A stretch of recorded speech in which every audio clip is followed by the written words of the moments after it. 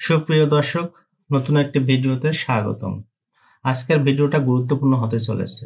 আজকে আমরা শিখব ডাটা ভ্যালিডেশন ব্যবহার করে কিভাবে সাম ইফ নির্ণয় করা। তা ভিডিওটা শুরু করার আগে আপনাদের কাছে রিকোয়েস্ট, প্লিজ আমার চ্যানেলটিকে সাবস্ক্রাইব করবেন এবং পাশে থাকার বেল আইকনটি অন করবেন। চলুন শুরু করি। ওকে, তাহলে সর্বপ্রথম আমাদের কি করতে, ডাটা ভ্যালিডেশন করার জন্য আমরা কিটা মান নির্ণয় করবো সেটা আগে জানতে হবে। তাই আমরা আছে এ শিপ, বি শিপ, এই যেখানে যে শিপগুলো আছে এটা মান নির্ণয় করব আর ডিপে কোয়ান্টিটি নির্ণয় করব। তার জন্য আমরা কি করব, এখানে একটা ডাটা ভ্যালিডেশন ব্যবহার করব। তাই ডাটা ভ্যালিডেশন ব্যবহার করার জন্য আমরা ডাটাতে গেলাম এবং ভ্যালিডেশন, এবং এখানে কি করলাম, ডাটা ভ্যালিডেশন। এখান থেকে সেটিং এর আন্ডার থেকে অ্যালাউ নামে অপশন আছে, এখানে আমি লিস্ট ধরলাম। লিস্ট ধরে সোর্স, এইখানে আমরা লিখব এ কমা বি কমা সি দিয়ে ওকে দেবো। তাহলে আমাদের এখানে তিনটে অপশন চলে আসলো। এটাকে একটা আলাদা একটা কালার দিলাম। এখন এইখানে আমরা ফর্মুলাটা অ্যাপ্লাই করব।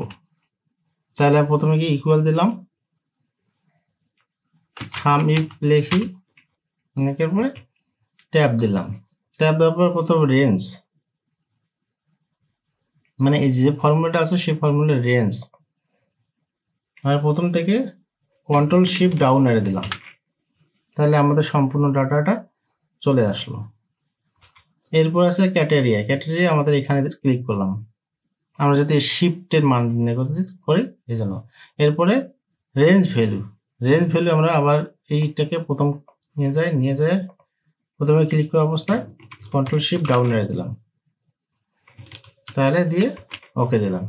তাহলে দেখুন এখানে আমাদের মানটা 0 দেখাচ্ছে। 0 দেখার কারণটা হলো আমরা এখান পর্যন্ত এখানে প্রথম মান সিলেক্ট করে নাই।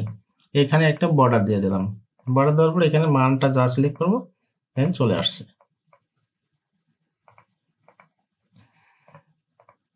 তাহলে ডাটা ভ্যালিডেশনের মধ্যে সাম ইফটা আজকে দেখা হলো।